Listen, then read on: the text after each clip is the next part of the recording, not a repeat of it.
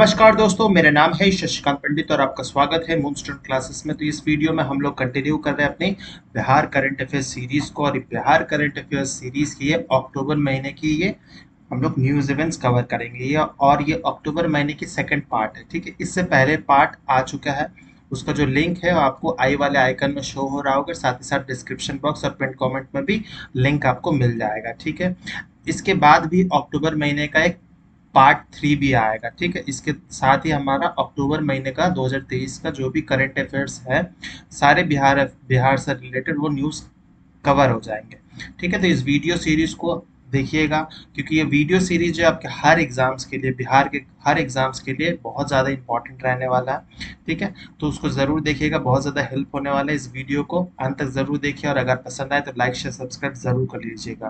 तो चलिए हम लोग इस वीडियो को स्टार्ट करते हैं। इस वीडियो में क्या क्या हम लोग कवर करेंगे आप देख सकते हैं। एक बार हम लोग क्या क्या अलग अलग 12 टॉपिक्स को हम लोग न्यूज़ इवेंट्स को हम लोग कवर करने वाले हैं इस वीडियो में।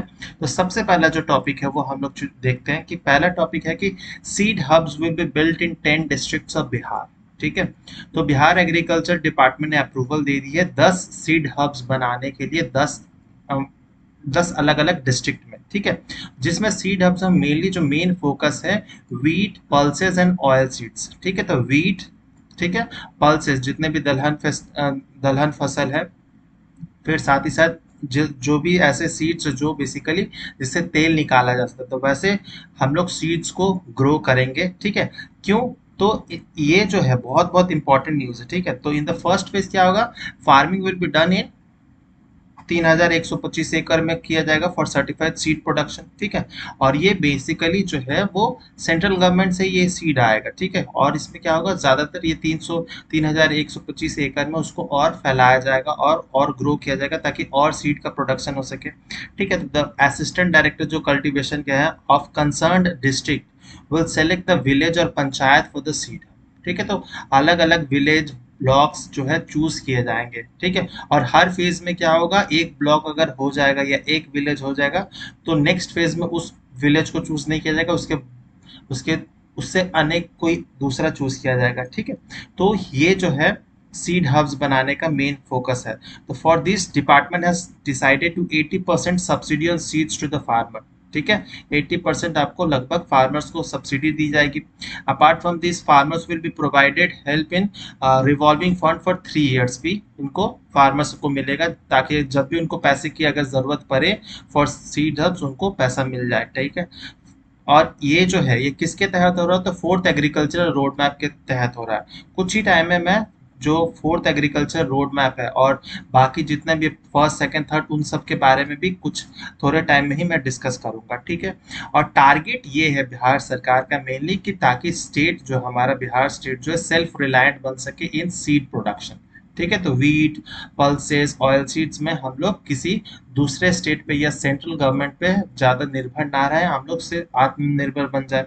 Therefore a target has been set to create 100 seed hubs. ठीक है, तो नेक्स्ट 5 साल में जो है 100 सीड हब्स बनाने की बात की गई, लेकिन जो अभी वर्ष चल रहा है उसमें अभी मेन जो एम रखा गया वो 10 सीडर्स बनाने की, उसका धीरे धीरे उसको बढ़ाया जाएगा और 5 साल के अंदर में 100 सीडर्स को बनाया जाएगा। ठीक है, और 683.75 quintal of seeds will be distributed. ठीक है, ये जो सर्टिफाइड सीड्स है ये फार्मर्स को अलग अलग जो भी चूज किए गए हैं वहाँ के फार्मर्स को उनको दिया जाएगा, ताकि कितना प्रोडक्शन हो सके, तो 16,375 क्विंटल ऑफ सीड्स प्रोडक्शन हो सके। ठीक है, और ये जो सीड्स का प्रोडक्शन होगा ऑब्वियसली ये क्या होगा, ये जो फ्यूचर में हम लोग खेती बाड़ी करेंगे उसी में ही वो चीज़ लगेगा। ठीक है, तो हम लोग को बाहर से सीड्स खरीदने का नहीं पड़ेगा, तो ऑब्वियसली फार्मर्स के लिए बहुत ज़्यादा हेल्पफुल होगा, क्योंकि फार्मर्स को नए सीड खरीदने के लिए पैसा ज़्यादा नहीं देना पड़ेगा, उनके पास ऑलरेडी सीड रहेगा और उससे वो उनका प्रोडक्शन होगा। और कीमती जो है फसल की कीमतें, जो फसल प्रोडक्शन है वो कम हो जाएगा, इनपुट जो कॉस्ट है वो कम हो जाएगा। तो बहुत इंपॉर्टेंट है ये बनाना।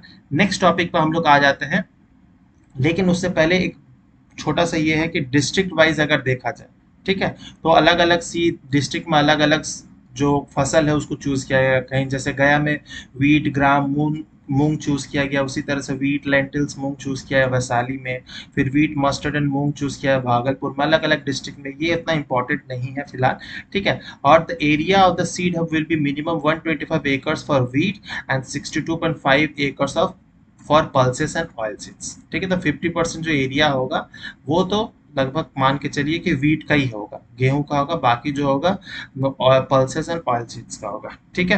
तो ये इंपॉर्टेंट है, एरिया वाइज उतना इंपॉर्टेंट नहीं है कि क्या क्या कहाँ ग्रो किया जा रहा है, उतना इंपॉर्टेंट नहीं है, ठीक है। नेक्स्ट टॉपिक हमारा यह है कि Purnia district is on the top of providing banking facilities for aspirational district. पिछले वीडियोस में मैंने एस्पिरेशनल डिस्ट्रिक्ट जो है उसमें एग्रीकल्चर के लिए मैंने बताया था कि जिसमें मुजफ्फरपुर फर्स्ट आया था, उसी तरह से फॉर बैंकिंग फैसिलिटीज में पूर्णिया डिस्ट्रिक्ट को फर्स्ट मिला है पोजीशन, ठीक है। तो under the second phase of targeted financial adjustment integrated programme, बहुत इंपॉर्टेंट है ये। तो इस प्रोग्राम के तहत क्या होता है कि जो भी गवर्नमेंट की फैसिलिटीज होती है, ठीक है, जैसे जनधन योजना या जो भी सरकार अगर सब्सिडी दे रहा है या सरकार की तरफ से कोई ग्रांट पैसा मिल रहा है, तो क्या होता है डायरेक्ट बेनिफिशियरी के अकाउंट में पहुंचता है। साथ ही साथ जितने भी और स्कीम्स योजनाएं चलाई जाती है स्टेट गवर्नमेंट या सेंट्रल गवर्नमेंट के थ्रू, तो उन सबको जो डायरेक्ट लाभ है वो बेनिफिशियरीज को मिल सके, तो ये उसी लिए ही है। तो ये targeted financial adjustment integrated programmes जो कि banking facilities are extended to target groups, ठीक है। टारगेट ग्रुप आप यूथ भी हो सकता है, फीमेल्स भी, वेमेंस भी हो सकती है, ओल्ड एज पीपल भी हो सकते हैं जिनको पेंशन मिलना है, तो अलग अलग टारगेट ग्रुप बने हुए हैं, ठीक है। तो इसमें ये जो है सिग्निफिकेंटली क्या है कि 13 district of Bihar are included in the aspirational district, ठीक है। वैसे तो पता है कि 13 डिस्ट्रिक्ट जो है बिहार से चूज किए, कौन कौन से हैं एक बार याद रख लीजिएगा, अररिया, बांका, औरंगाबाद, बेगूसराय, गया, जमुई, कटिहार, खगड़िया, मुजफ्फरपुर, नवादा, पूर्णिया, शेखपुरा एंड सीतामढ़ी, ठीक है। तो ये 13 डिस्ट्रिक्ट जो है हमारे एस्पिरेशनल डिस्ट्रिक्ट में चूज किए गए हैं, ठीक है। तीन सारे डिस्ट्रिक्ट में क्या होगा, target has been open to account of citizens deprived of banking facilities as well as provide benefits of बहुत सारे जो योजना है, जैसे कि प्रधानमंत्री सुरक्षा बीमा योजना, प्रधानमंत्री जीवन ज्योति बीमा योजना, अटल पेंशन योजना, इन सब के तहत जो है बेनिफिशियरीज को अलग अलग टारगेट ग्रुप्स को बेनिफिट्स मिलेंगे, ठीक है।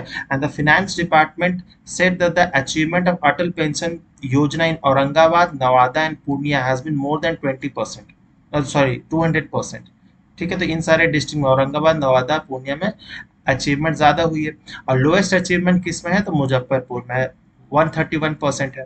फिर साथ ही साथ द अचीवमेंट ऑफ प्रधानमंत्री सुरक्षा बीमा योजना जो है शेखपुरा में सबसे ज्यादा है 111%, वहीं सीतामढ़ी में क्या है सबसे कम है फॉर 58%। तो अलग अलग कैटेगरी वाइज मेनली किया गया है, ठीक है। तो अररिया, बेगूसराय, जमुई, मुजफ्फरपुर, पूर्णिया एंड शेखपुरा जो है जीवन ज्योति बीमा योजना में बहुत ज़्यादा परफॉर्मेंस अच्छा हुआ है, ठीक है। तो एस्पिरेशनल डिस्ट्रिक्ट में अलग अलग क्राइटेरियाज होते हैं, हेल्थ, एजुकेशन, फाइनेंशियल इंफ्रास्ट्रक्चर, ये सब के तहत दिया जाता है। फिर एग्रीकल्चर भी होता है, तो एग्रीकल्चर में मुजफ्फरपुर है। फिर बैंकिंग फैसिलिटीज में कौन है तो आपको ये याद रखना है पूर्णिया, ठीक है। तो बहुत इंपॉर्टेंट न्यूज था। नेक्स्ट टॉपिक पर हम लोग कवर करेंगे वो हमारा कि Bhojpur team became winner in the folk dance competition, ठीक है। तो ऑन अक्टूबर 11 को ये कंपटीशन रखा गया था। The team of Kahari high school Bhojpur became the winner of state level folk dance competition, ठीक है। जो ऑर्गेनाइज किया था किसने तो state education research and training council SCERT ने किया था, ठीक है। तो ये बहुत इंपॉर्टेंट है, कहारी हाई स्कूल भोजपुर था। तो बाकी जो सेकंड और थर्ड है वो कौन है वो भी जान लीजिए। तो the winning team of Bhojpur will now participate in the national folk dance competition. तो ये जब नेशनल लेवल पे होगा तो वहां पर वो जो भोजपुर की टीम है वो भी पार्टिसिपेट करेगी। तो सेकंड पोजीशन पे जो है नवादा, चैनवा, एकमा जो कि सारन छपरा में है हाई स्कूल, उनको सेकंड पोजीशन मिला था जो स्टेट लेवल पे हो रहा था। और तीसरा जो है या सेकंड रनर आप कह सकते हैं जिनको Rungta girls high school Naugachhia Bhagalpur को ये थर्ड स्टैंड मिला है, ठीक है। तो ये थर्ड रैंक आया इनका, नवादा चैनवा एकमा को सेकंड आया और कहरी हाई स्कूल भोजपुर को फर्स्ट आया। लेकिन नेशनल लेवल फोक जो डांस कंपटीशन होगा सिर्फ भोजपुर की टीम ही पार्टिसिपेट करेगी, सेकंड थर्ड को पार्टिसिपेट करने का मौका नहीं मिलेगा, ठीक है। प्रोग्राम जो इनॉग्रेट किए थे Rashmi Prabha, joint director of SCERT DIET, Amitabh project coordinator थे श्री कृष्ण साइंस सेंटर में, क्योंकि यहाँ पर, और ये सब फोक कंपटीशन हो रहा था। Doctor Vibha Rani department in charge of population exam education cell of cert, ये सब प्रेजेंट थी वहाँ पर। और थीम जो है अलग अलग जो डांस कंपटीशन का रखा गया था, वो बहुत अच्छे अच्छे थीम्स रखे गए हैं। तो इस थीम से रिलेटेड क्वेश्चंस आराम से आपके जो मेंस एग्जाम है उसमें बनाए जा सकते हैं, जैसे equal opportunities for boys and girls, drug abuse prevention, healthy relationship during adolescence, role of joint family in child development and protection of the environment। तो ये सारे टॉपिक्स पे मेनली ये फोक डांस कंपटीशन रखा गया था। ठीक है, तो ये टॉपिक भी हम लोग कवर कर लिए। नेक्स्ट टॉपिक पे आते हैं। नेक्स्ट टॉपिक क्या है? Barauni refinery receive the best refinery award. तो किस कैटेगरी में मिला है ये जानना बहुत ज्यादा इंपॉर्टेंट है, कौन से डिस्ट्रिक्ट में प्रेजेंट है। ठीक है, तो सेंटर फॉर हाई टेक्नोलॉजी जो कि union ministry of petroleum and natural gas के अंतर्गत आता है, उन्होंने ये अवार्ड दिया है बेसिकली बरौनी रिफाइनरी को। किस कैटेगरी में? तो for best refinery performance improvement award under the category of capacity less than 9 MMTPA। ठीक है, तो ये है best refinery performance improvement award. ये सबसे ज्यादा इंप्रूवमेंट किस में आया है? जिनकी कैपेसिटी जो है 9 MMTPA से कम है, तो वो है बरौनी रिफाइनरी, जो कि कहाँ कौन से डिस्ट्रिक्ट में है? तो बेगूसराय डिस्ट्रिक्ट ऑफ बिहार।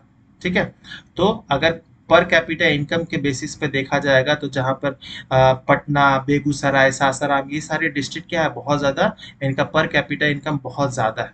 ठीक है, तो ये रिफाइनरी का बहुत ज्यादा रोल रहा है, बहुत इंपॉर्टेंट है। ठीक है, तो ये जो it is note worth that 26th energy technology meeting organised by the centre for high technology 9 से 11 अक्टूबर को ये हुआ था। ठीक है, जिसमें हरदीप सिंह पुरी भी जो मिनिस्टर है, ठीक है, minister of petroleum and natural gas and साथ ही साथ minister of housing and urban affairs, ये अक्टूबर 2023 की बात की जा रही है। ठीक है, तो ये सारे मिनिस्टर्स इंपॉर्टेंट प्रेजेंट थे। इतना इंपॉर्टेंट नहीं है, लेकिन ये आपको पता रहना कि यूनियन मिनिस्टर कौन है for petroleum and natural gas ministry और ministry of housing and urban affairs, तो हरदीप सिंह पुरी थे। ठीक है, फिर जो and the award was given to किनको मिला है? तो ये बेसिकली जो director, executive director of Barauni refinery जो है आर के झा को मिला है। ठीक है, और थीम जो है फॉर 26th एनर्जी टेक्नोलॉजी का टेक्नोलॉजी मीटिंग जो है emerging energy trends and future of refining. बहुत इंपॉर्टेंट है, थीम को याद रखना, क्योंकि 1400 डेलीगेट्स अलग अलग रिफाइनरी से, अलग अलग स्टेट से और साथ ही साथ वर्ल्ड से भी पार्टिसिपेट किए थे ये। ठीक है, और Barauni refinery perform better than all the refineries. ठीक है, जैसे अलग अलग पैरामीटर्स बने हुए हैं, उन बेसिस पे जो है बरौनी ने आउट परफॉर्म किया बाकी रिफाइनरीज को, जैसे कि क्रूड थ्रूपुट, फिर operational availability, operational cost, specific steam consumption, energy conservation measure, specific water consumption, carbon emission intensity. तो इन 7 पैरामीटर्स पे ही मेनली ये जो लिस्ट बनाई गई थी कि कौन सा रिफाइनरी कौन सा बेस्ट होगा, तो इन पैरामीटर्स के बेसिस पे ही चूज किया गया है। ठीक है, और बरौनी रिफाइनरी जो है स्टेट ओन्ड है ऑफ इंडियन ऑयल, जो कि 1964 में बना बनना शुरू हुआ था। ठीक है, और कैपेसिटी जो थी उस समय में refined 1 million metric ton per annum था, और कॉस्ट उस समय लगा था लगभग 50 करोड़ के आसपास। ठीक है, और इसमें 2 कंट्रीज का बहुत ज्यादा इंपॉर्टेंट योगदान रहा है, जिसमें रोमानिया का योगदान तो है, लेकिन सबसे ज्यादा जो योगदान है वो सोवियत यूनियन का है। ठीक है, सोवियत यूनियन जो उस समय, आज के समय रशिया है, तो उन्होंने बहुत ज्यादा पार्ट मतलब हेल्प किया था इस रिफाइनरी को सेटअप करने में। ठीक है, तो बहुत सारा रिफाइनरी या स्टील प्लांट हो गया, जब हम लोग नए नए इंडिपेंडेंस गेन किए थे तब सोवियत यूनियन बहुत ज़्यादा हेल्प करता था। ठीक है, क्योंकि उनके पास ये टेक्नोलॉजीज ऑलरेडी प्रेजेंट थी।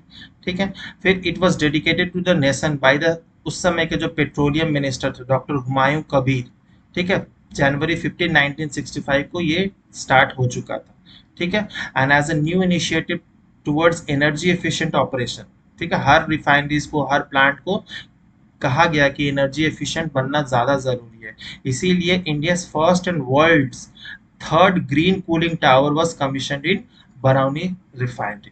ठीक है, तो एनर्जी एफिशिएंट के मामले में भी बहुत ज़्यादा काम कर रहा है बरौनी रिफाइनरी, बहुत इंपॉर्टेंट ये न्यूज़ है। ठीक है, नेक्स्ट टॉपिक पे हम लोग आ जाते हैं। नेक्स्ट टॉपिक क्या है कि 3 new power sub stations will be constructed in Bihar. ठीक है, ये नए सब स्टेशंस अलग अलग जगह में, कभी लखीसराय, कभी बेगूसराय, कहीं ना कहीं औरंगाबाद, ये सब कंस्ट्रक्ट होते रहते हैं। ठीक है, तो इम्पॉर्टेंट है न्यूज़ रिलेटेड। ठीक है, लेकिन बहुत ज़्यादा भी इम्पोर्टेंट नहीं है। ठीक है, तो 3 न्यू पावर सब स्टेशंस जो कि constructed at a cost of 37 crore in Vaishali, Begusarai and Bihar Sharif, 3 जगह में बनाया जाएगा, जिन तीनों की लागत जो है लगभग 37 करोड़ की है, to ensure uninterrupted and quality power supply in Bihar. क्योंकि पता ही है इलेक्ट्रिसिटी का जो डिमांड है वो बिहार में दिन प्रतिदिन बढ़ते जा रहा है। ठीक है, and the 3 power sub station have 2 power transformers of 10 megawatt capacity each. ठीक है, तो along with this 46 crore will be spent in connecting the power substations with newly built grid। तो उसके साथ साथ उस सब जो सब स्टेशन होगा, पावर सब स्टेशन, उसको जो नई नई ग्रिड बनी गई है उसके साथ कनेक्ट करना भी जरूरी है, तभी ना सबके घरों तक पहुंचेगा। उसके लिए भी लगभग 46 करोड़ जो है उसमें भी यूज किया जाएगा for the connection of power sub station with the newly built grids.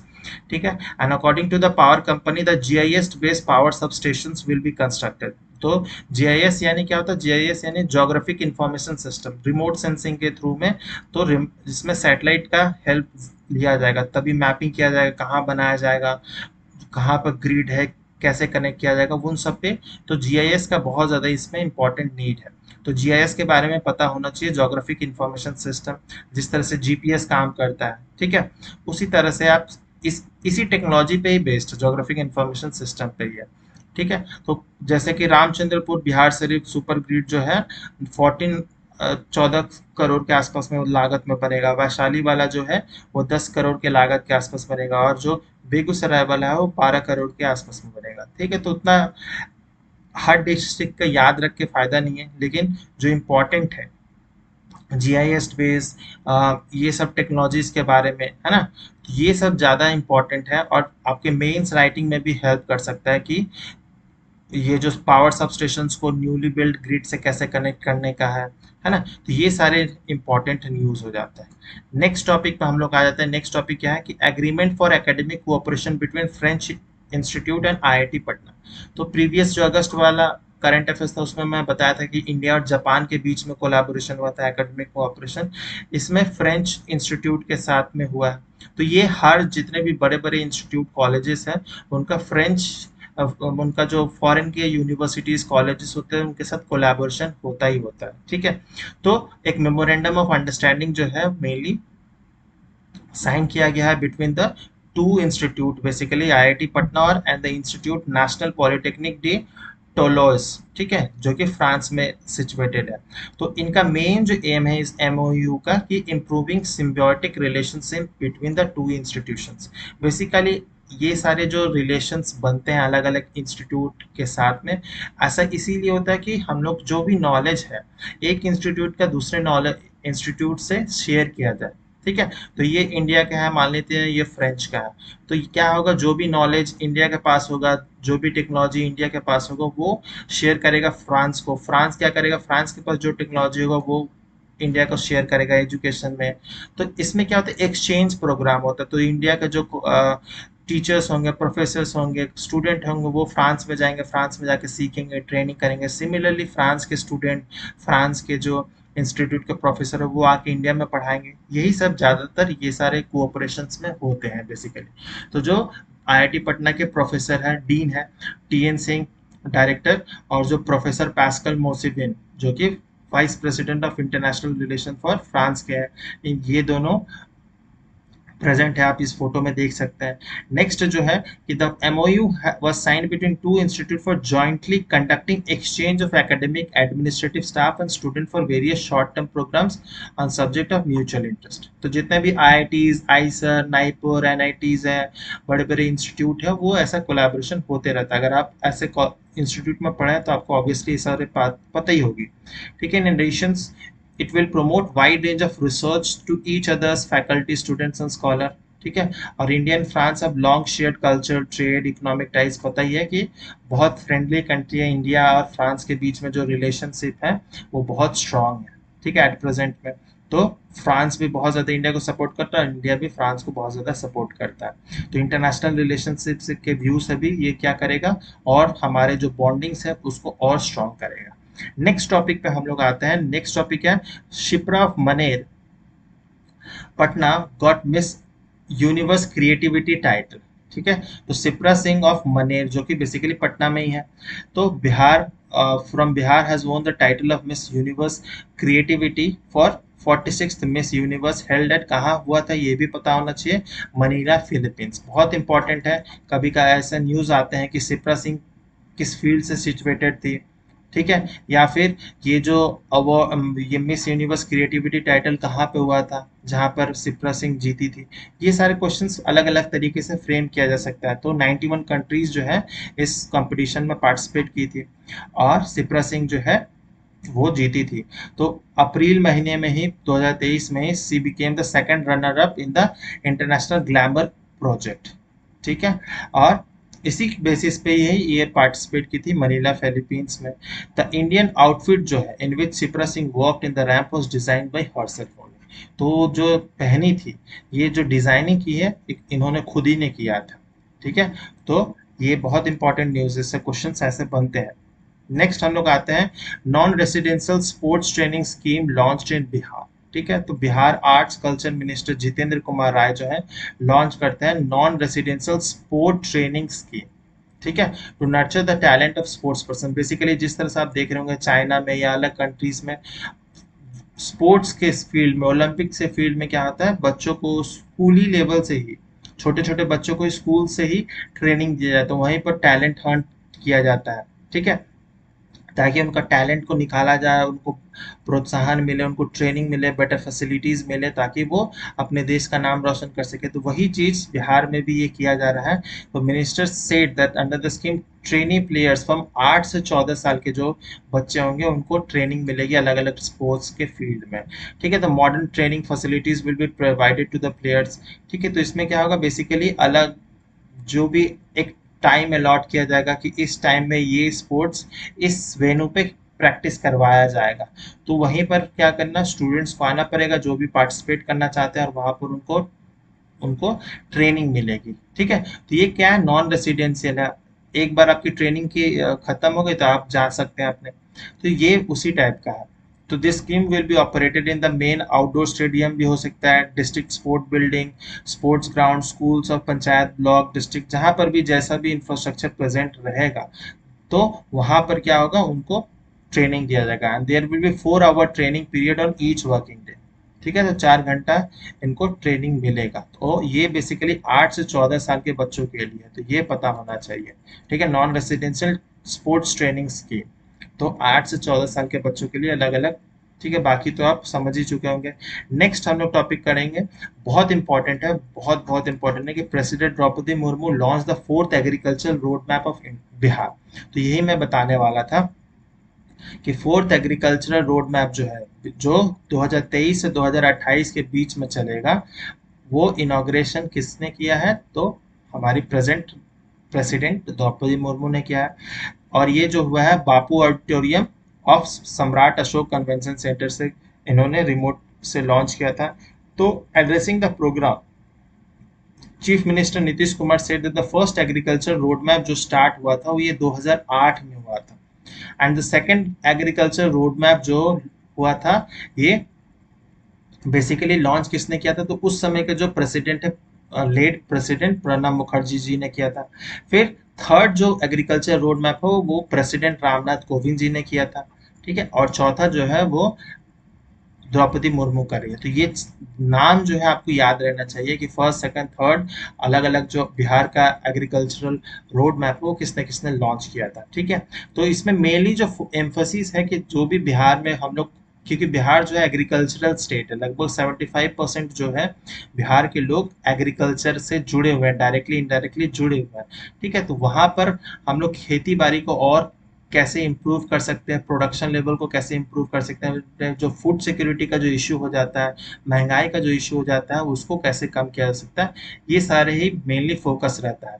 तो production and productivity of paddy, धान, maize, wheat, potatoes have been increased. 2008 से 2012 जो पहला एग्रीकल्चर रोड मैप था। फिर जो नेक्स्ट उसी साल में क्या होता है, एक farmer from Nalanda left China behind by producing highest amount of paddy per hectare. ठीक है, तो नालंदा डिस्ट्रिक्ट से किसान जो थे वो 1 हेक्टर में सबसे ज्यादा धान का खेती का प्रोडक्शन किए थे, तो ये चाइना का जो रिकॉर्ड था उसको भी ब्रेक किए थे। सेकंड जो रोड मैप था 2012 से 17, उसमें भी production of fruits, vegetables, milk, eggs, fish, इन सब पे भी ध्यान दिया गया था। और आज देख सकते हैं इनका प्रोडक्शन ऑब्वियसली बढ़ा हुआ है और प्रोडक्टिविटी बढ़ा हुआ है।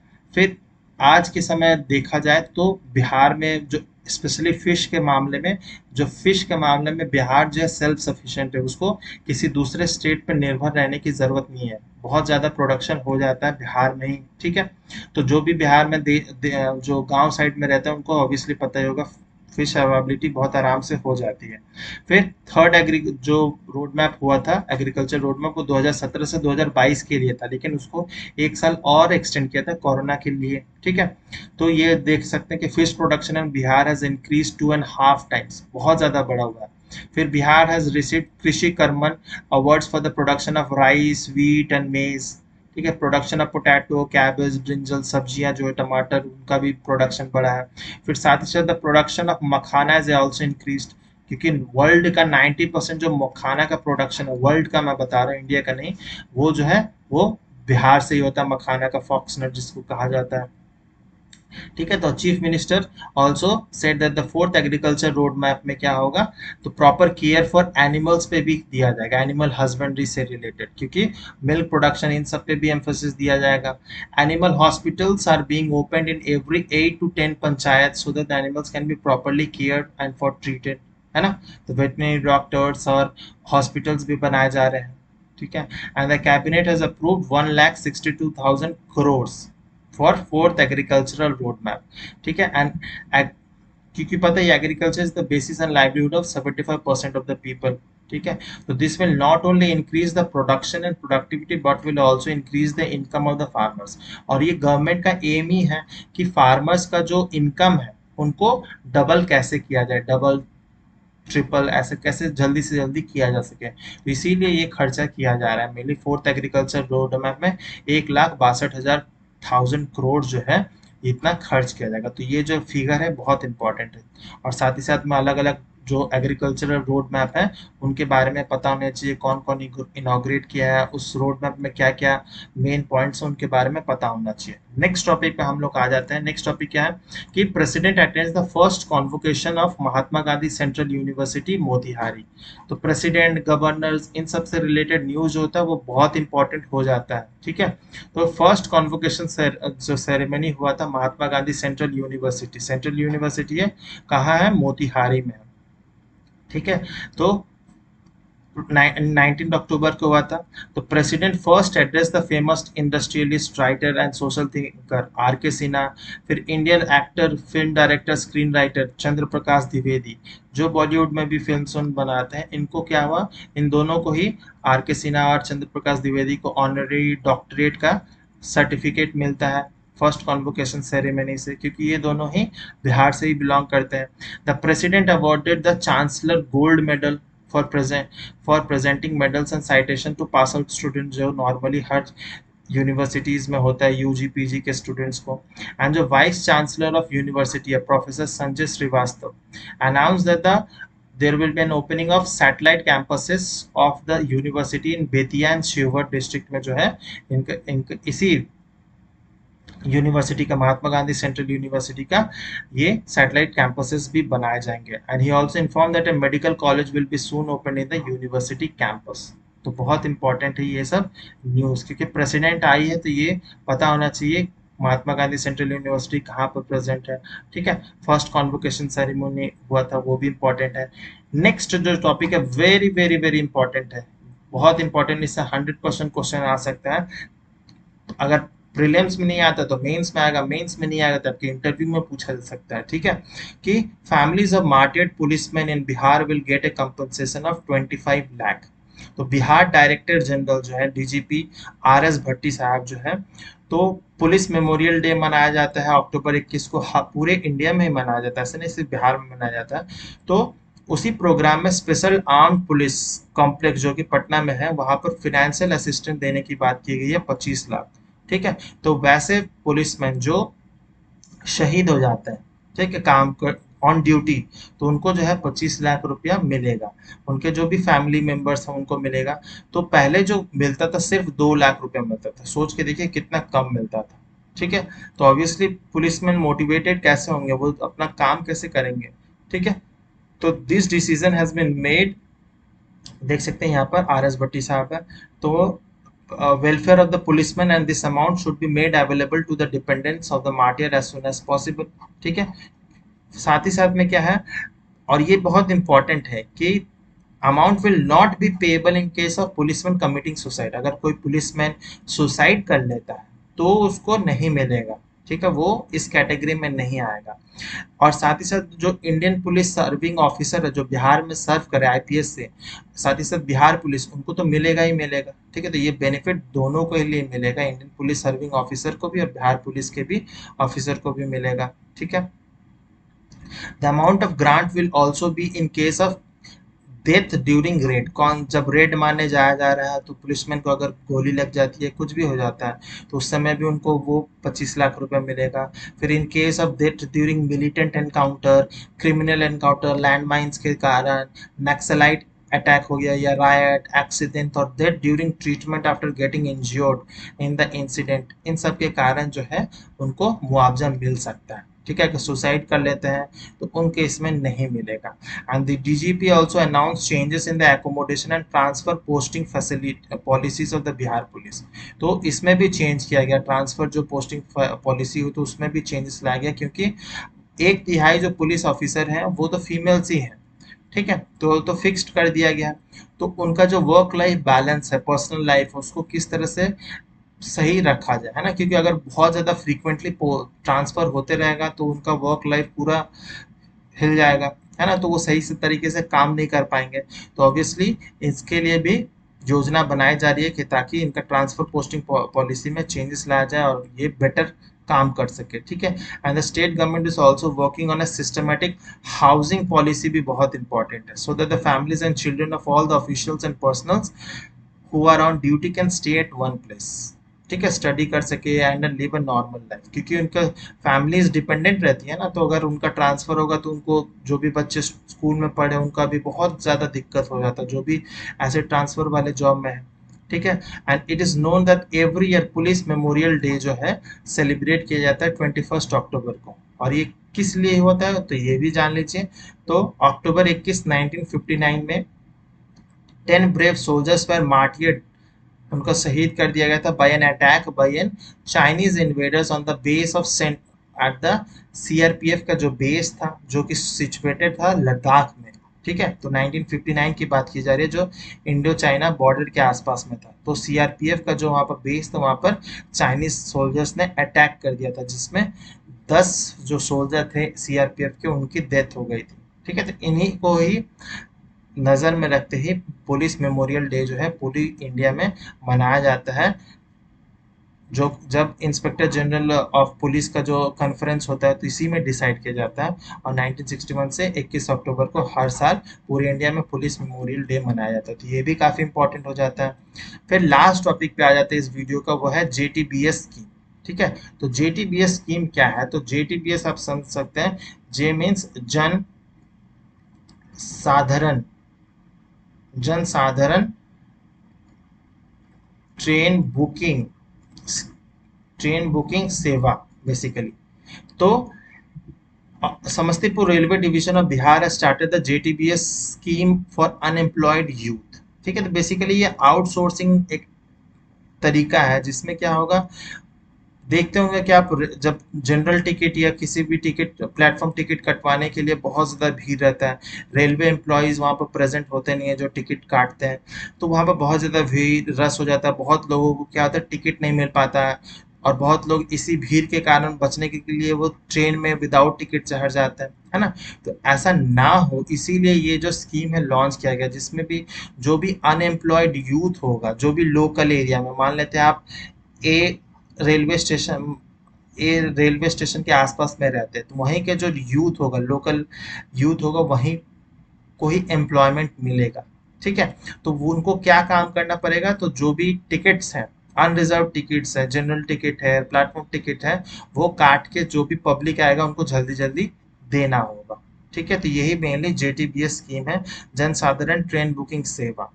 तो आप इस पे सोच सकते हैं कि गवर्नमेंट जो है वैकेंसीज नहीं निकाल रही है ताकि ऐसे परमानेंट जॉब्स बनाए जा सके, जहां पर क्या है कि परमानेंट सिलेक्शन हो, जो टिकट काट सके। लेकिन यहाँ पर गवर्नमेंट अपना पैसा बचाने के लिए क्या कर रही है, वो ऐसे स्कीम्स ला रही है ताकि क्या होगा, जो भी यूथ होगा उसको कम पैसा में भी काम करने को मिल जाएगा, है ना, और गवर्नमेंट का काम भी हो जाएगा।